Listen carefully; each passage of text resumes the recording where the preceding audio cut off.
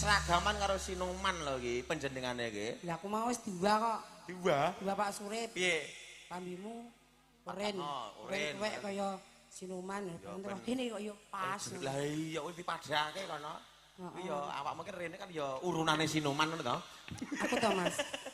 Aku urunane para among tamu kuwi kok. Urunane among tamu iki. Pilih wul pira ki mau? Jare Wondo wong siji 600. Wong siji. Ini mbok tampa sing mbok tampa pira? 50. Lah iki kok berarti keterangane karo ora jelas. Ora cetha lho. Krungu apa ora? Pira? Halo. Wong dadi nemak lho. Bagus. Matur nuwun nyang wonten. Ya karo maksaku ya. Nggih. Menika tasih wonten dawuh Mas Miko. Inggih Kang Mas. Saking Pak Katemin malih kala wau. Pak Gareng to? Nggih. Pak Gareng kok irunge manjur. Lah kala panjenengane. Wah. Jan. Nika to? Ketinggalan nggih. Sik tak delok ya tenan apa ora. Nggih lho, Dik. Men. Nggih. Wau dipun aturi beksa panjenengane boten kersa. Menika mun mundhut tembang mawon. Matur sembah nuwun. Kala wau Tondo Moto sampun pun aturaken Kang Joko, Mak Jesi ya. Iki jatahmu gubuk asmara. Gubuk asmara wis. Sesideman. Oh ya sesideman. Delikan ya Pak Min. Yo.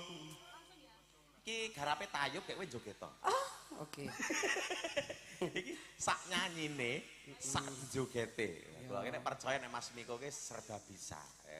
Anu mau nek request saka si Mbak Santi. Piye? Iki engko sing arep joget Toma. Sapa? Toma. Mas Toma. Nayup iki. Karo nyuting ya. Remangsaku ke sono wae. Pun monggo. Garape Tayub iki Sesideman. Sesideman. Iki. Jess. Kowe nayup ora? Rene ajes. Tene lho ngatek ora. Njaluk kanca. Padha-padha ditek ini kan awake aku tak pengen ngerti sliramu ki polahmu ki kepiye. Ayo, monggo Pak kowe kang ngersani kula dijamin saestu. Ya, ora apa-apa ya. Sampur salajengipun katur panjenenganipun Pak Katemin utawi Pak Gareng monggo. Pak Carik monggo pepilih kersa lan rencang sanesipun. Pak Supri monggo kepilih kersa.